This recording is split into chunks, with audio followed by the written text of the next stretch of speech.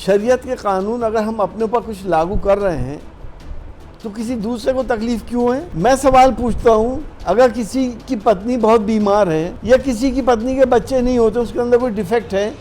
अपने बयानों को लेकर सुर्खियों में रहने वाले समाजवादी पार्टी के सांसद doctor ST Hasan uniform civil code को लेकर मोर्चा खोल दिया है। इस बार उन्होंने साफ कर दिया है कि हम यूसीसी को नहीं मानेंगे, चाहे यह कानून कोई भी ले आए। हम लोग शरीयत के कानून को ही मानेंगे। संविधान में लिखा है कि हर इंसान को अपने मजहब को फ्री फॉलो करने की इजाजत होगी। अगर हम शरीयत के कानून अपने ऊपर लागू कर रहे हैं तो किसी दूसरे को क्या तकलीफ है? सुनिए। अंबेडकर साहब ने जिसके अंदर ये लिखा है कि हर इंसान को अपने मज़हब को फ्रीली फॉलो करने की इजाज़त होगी और अपने धर्म को प्रमोट करने की भी इजाज़त होगी। ये संविधान में लिखा हुआ है।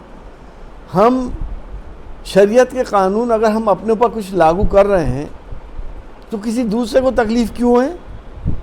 अगर इस्लाम पहला वो धर्म है जिसने 1400 साल पहले महिलाओं को उनके पैतृक संपत्ति में अधिकार दिया था। वो अलग बात है कि लड़के का कितना हिस्सा, लड़की का कितना हिस्सा, ये कुरान शरीफ में इसका हुक्म दिया गया है। कोई भी मुसलमान कुरान पाक को डिनाई नहीं कर सकता। अगर वो अच्छा मुसलमान है तो हम भी नहीं कर सकते। कुरान पाक ने जो हमें हिदायतें दी हैं हम उसे ही फॉलो करेंगे। ये कानून कितने ही बना दें, इनके कानून का हमारे पास असर नहीं पड़ेगा। मुसलमान कुरान पाक की रूह से अपने फैसले करेगा। जो अपनी संपत्ति अपने बच्चों में बांटनी है उसको शरीयत के हिसाब से देगा। इससे किसी को तकलीफ क्यों है आखिर? तो सुना आपने, यहाँ तक तो ठीक था। यूसीसी का विरोध भी साहब ने किया, चलिए ये भी ठीक है। लेकिन यूसीसी के विरोध में सांसद एसटी हसन साहब ने ऐसा तर्क दिया जिसे सुनने के बाद आपका दिमाग भी चकरा जाएगा। सांसद साहब तो यहाँ तक भी कह दिए कि अगर किसी औरत का बच्चा नहीं हो रहा तो दूसरी शादी करने में क्या बुराई है। अब आप खुद ही सुन लीजिए। जहाँ तक सवाल आता है कि दूसरी शादी नहीं कर सकते, मैं सवाल पूछता हूँ, अगर किसी की पत्नी बहुत बीमार है या किसी की पत्नी के बच्चे नहीं होते, उसके अंदर कोई डिफेक्ट है, तो पत्नी की इजाज़त से दूसरी शादी करने में आपको क्या तकलीफ़ है?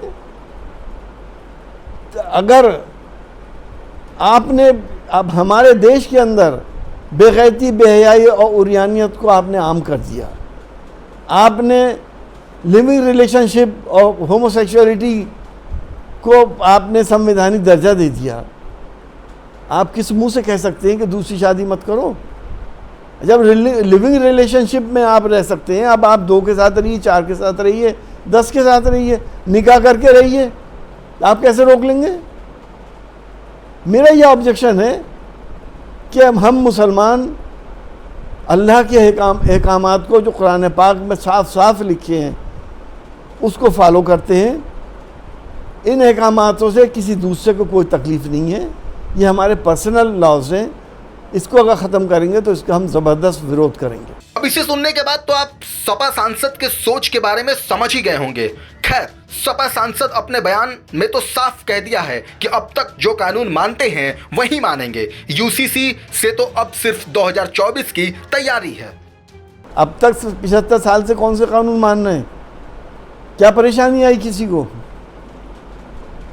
पैतृक संपत्ति में अगर लड़की का हिस्सा कम है लड़के से तो किसी ने शिकायत करी? आपको क्यों परेशानी है? असल में सवाल इस बात का नहीं है, यूसीसी नहीं है, ये 2024 की तैयारी है।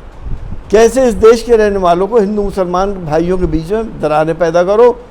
और एक होड़ सी मची हुई है बीजेपी के नेताओं में कि कौन कितना मुसलमान को टॉर्चर कर ले वो उतना ही बड़ा बीजेपी का नेता बनता है। ये बात मुसलमानों की अच्छी तरह से समझ में आ रही है। बहरहाल आपकी इस खबर पे क्या राय है हमें कमेंट बॉक्स में जरूर बताएं। ऐसी तमाम खबरों के लिए देखते रहिए वीके न्यूज यूपी।